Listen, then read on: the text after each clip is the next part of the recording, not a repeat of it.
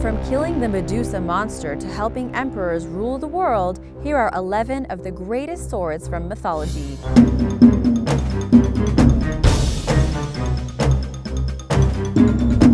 Number 11. The Kusanagi. In Japanese folklore, the Kusanagi has been referred to as the sword in the snake. This sword was initially recovered from the body of an 8-headed serpent, which was believed to have been killed by the god of seas and storms. This kind of reminds me of stories from Greek mythology. Anyone else think so? This sword is now the part of the 3 sacred treasures of Japan, which also includes a mirror and a jewel. These objects altogether signify the importance of the 3 principal virtues: compassion, the jewel, the mirror signifying wisdom, and the sword representing valor.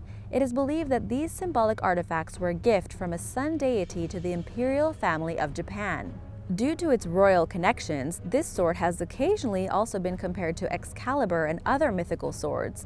It symbolizes the divine right that has been bestowed upon the imperial family of Japan. This sword has never been seen in public, so many people are also skeptical that it even exists. The Kusanagi is brought out only to the crowning ceremonies wrapped heavily in protective sheathings. Do you think this sword actually exists? Let us know what you think in the comments. Number 10. The Harpy. The story of the famous Harpy will make you wonder how unforgiving the spirit of vengeance can be. Originating from Greek mythology, the Harpy was a sickle-shaped sword flanging near the blade's tip. Legend has it that the divine Uranus would descend to Earth every night to beg love to Gaia, the Earth goddess. Gaia and Uranus also had children together who Uranus detested. One day he punished his own son Tartarus and tortured him. This left Gaia gnashing her teeth, and she planned on taking her revenge on Uranus. As Hesiod puts it in his poems, the infuriated Greek goddess Gaia provoked her younger son Cronus against his very own father. She also trained Cronus and provided him with a harpy to help him fight him. Uranus approached Gaia to lie with her again, but little did he know that his world was going to be turned upside down. Cronus pounced on Uranus, castrated him, and dethroned him to take charge of the whole world.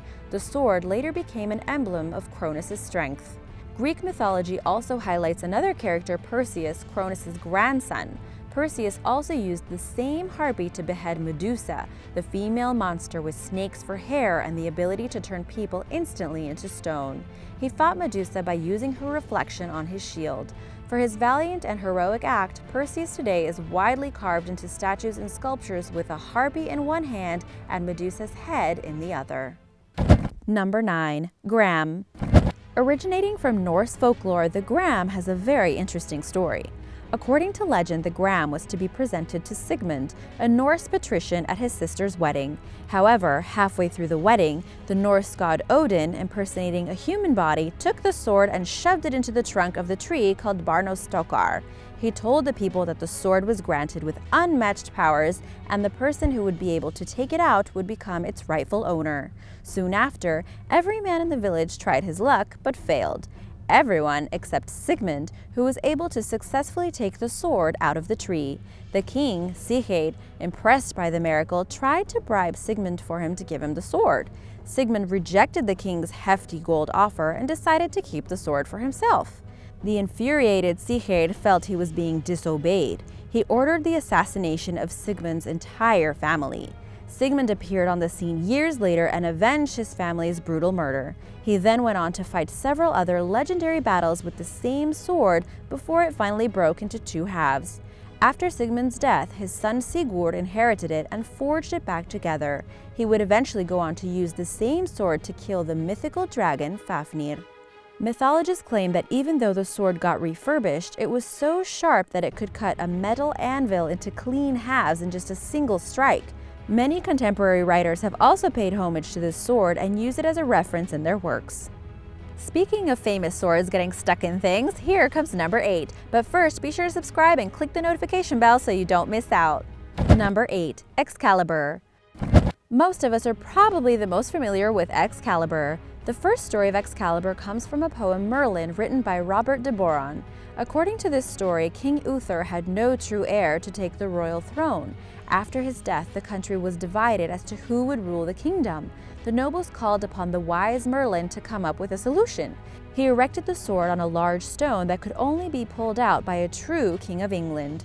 He assembled the crowd and called upon Arthur and his royal stepbrother Sir Kay to pull the sword out. Arthur, only 15, was the victor. The crowd rejoiced and Arthur became the King of England. The second is the Lady of the Lake story, where King Arthur receives Excalibur from a spirit known as the Lady of the Lake after he breaks his maiden sword. As Arthur is on his deathbed, he asks one of his knights to return it to her and throw it back into the lake. The knight feels so bad about throwing away such a nice sword that he lies to King Arthur and said that it vanished into the river. King Arthur knows that he's lying, and finally the knight throws it back to the Lady of the Lake, who reaches up a white hand and pulls the sword under before it can even strike the water. With multiple legends associated with this sword's origin, Excalibur, the sword of King Arthur, was believed to possess magical powers. The sword had the ability to blind its enemies, and its scabbard had healing powers that could prevent its wearer from being injured. Mythologists say that these powers were a symbolic representation of England's sovereignty that no other country could even think about invading or defeating it. Number 7. Fragarach. This mythical sword from the Celtic origin is believed to have been cast by gods and deities themselves. The sword possesses many magical powers. Legend has it can slit through any shield or fortification. It can direct winds and turn storms. The sword has the power to control minds, and it can compel a person to speak the truth when placed on one's throat, hence giving it the name Answerer. Although in that case, I think most swords could be called the Answerer. The wounds that come from this sword strike can never be cured, and no worldly remedy can ever heal it.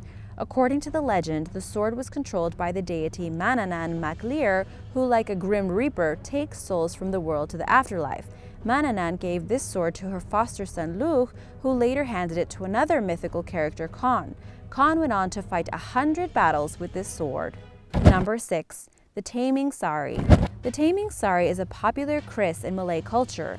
A kris is an irregular sword that has crimped edges. However, its asymmetrical blade shape is not the only thing that distinguishes it from a regular sword.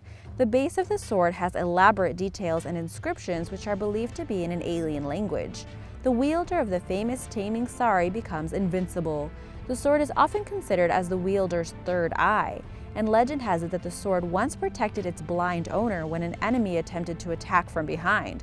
The sword flew into the air, coming out of its sheath, and stabbed the enemy, piercing through his heart. A few are of the opinion that it belonged to a famous Malay admiral, Huang Tua, who won it in a duel. The sword, though, has never been seen in real life, and the rumor has it that it was thrown into the river by Hang Tuah himself, another sword getting thrown into water. However, there is no strong evidence to this claim. Mythologists write that this peculiar 16th century sword was used by warriors only in confined arenas and jungles due to its smaller length compared to a conventional sword. Today, the replicas of this sword are presented in Malay culture as a symbol of royalty and awards. Number 5. The Sword of Damocles. This story from King Dionysius II's court in what is now Sicily has become famous thanks to a courtier named Damocles. He was a cheerful person and became close to the king. One day, Damocles ungraciously praised the king for having all the amenities of life. He said that he was jealous of all the wealth and power the king had. The king was taken aback by his courtier's rather naive admission. He came up with a good idea to teach Damocles a lesson. He asked Damocles if he wanted to switch places with him for a while. Damocles happily accepted the offer without realizing the king's true intentions. The king asked the other courtiers to bring him a sword, which they did, and he asked them to hang the sword right above the throne and hold it with a single horsehair. This is what became known as the Sword of Damocles. He forbade Damocles to move or leave the throne, and Damocles started begging for his life. The king then explained to him that that is what it felt like to be king every single day. Damocles learned an important lesson that with great power comes great responsibility. Damocles begged the king to renounce the responsibility bestowed upon him, and the king smiled and took back his place. Number 4. The Cursed Muramasas. On the coast of Japan, it is said there used to lie an ancient city where a famous swordsmith named Muramasa made the finest swords ever seen. Muramasa had an exceptional sword-making ability, and his swords were in great demand. Muramasa was once ridiculed by a Japanese royal for his low status, so he prayed to his gods to make his swords invincible and give them the power to cause great destruction and depravity. The gods granted his wish and bestowed the swords with evil powers. Legend has it that the powers within the swords drove all its wielders to fight fierce battles, caused great corruption, or led to murder. The swords killed nearly the entire royal family, which made the people believe the swords were cursed by the gods or in some way enchanted. The Japanese elite Shogun Tokugawa Ieyasu saw his entire family fall victim to these swords. He issued a decree to ban these swords in his entire kingdom and had Muramasa shut down his workshop. He also destroyed the remaining swords to prevent any further massacre in the region. It must have worked because the Tokugawa shogunate of Japan ruled for almost 300 years. Number 3. Durendal. Also known as the Sword of Roland, the Durendal sword was passed on to Roland, who legend says was the nephew of the Holy Roman Emperor Charlemagne himself, and a count in his court. Roland and Durendal were immortalized in the epic poem Le Chanson de Roland, the Song of Roland. An angel came down from heaven who gave the sword to Charlemagne, who then gave it to Roland. The sword was believed to be extremely powerful and majestic. It was made up of stone and spanned to about 3 feet in length. According to the legend, the sword was connected with elemental magic which made it virtually unbreakable and contained holy relics inside. Many of the actual battles fought by Roland for Charlemagne using Durendal were later considered important battles between Christians and Muslims in the Middle Ages. When Roland tried to get rid of the sword, it is said he threw it in the air and it got lodged in a rock.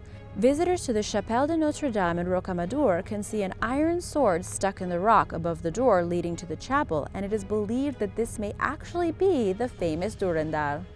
Number 2. The 7-branched sword. About a few decades ago, a puzzling discovery was made in Japan. An unconventional sword at least 1,000 years old was found at the Isonokami Shrine, which is believed to have been built in 4 AD. The sword was quite unusual, with 3 branches extending off of the main blade on both sides, hence the name 7-branched sword. There were also some remains of faded engravings and some strange script. Numerous attempts have been made to decode the exact meaning of the entire text, but none ever succeeded. What could be established by the text that was clear is that this sword was gifted to a Japanese monarch by a king from an ancient kingdom in what is now Korea. The carbon dating on both the specimens matched similar origins from Japanese and Korean ancestry. Both these swords are also believed to have a solid connection with the semi-mythical empress Jingu, whose existence in the past was overshadowed by other established characters in Saman myth. These swords may be able to shed more light on the relationship between the ancient kingdoms. Number 1. The Sword of Attila. While most of the swords only exist in legends and myth, the Sword of Attila is a real sword. Now located in an art history museum in Vienna, the Sword of Attila, or the Sword of Mars, was believed to be a divine gift from the gods. The myth considers the possession of this sword to be a divine favor, and the person who possesses it becomes invincible. The sword was initially discovered by a shepherd who one day found one of his calves injured. The shepherd investigated and decided to follow the blood marks to hunt any possible predator that was lurking around. When he reached the final spot, he found a strange shiny object dug deep into the ground. He dug it out, and to his surprise, it was a beautiful sword. Unwary of its potential, he presented it to King Attila. Attila became overjoyed with the discovery and rewarded the shepherd. Soon after, Attila began to realize it was no ordinary sword but had special powers and must be a gift from the gods. He felt this divine present had made him the supreme power of the entire world. He never lost a single battle while being in possession of this sword, and it is believed to have killed all of his enemies effortlessly. Thanks for watching! Do you know of any other legends for these swords? Let us know in the comments below. Be sure to subscribe, and I'll see you next time. Bye!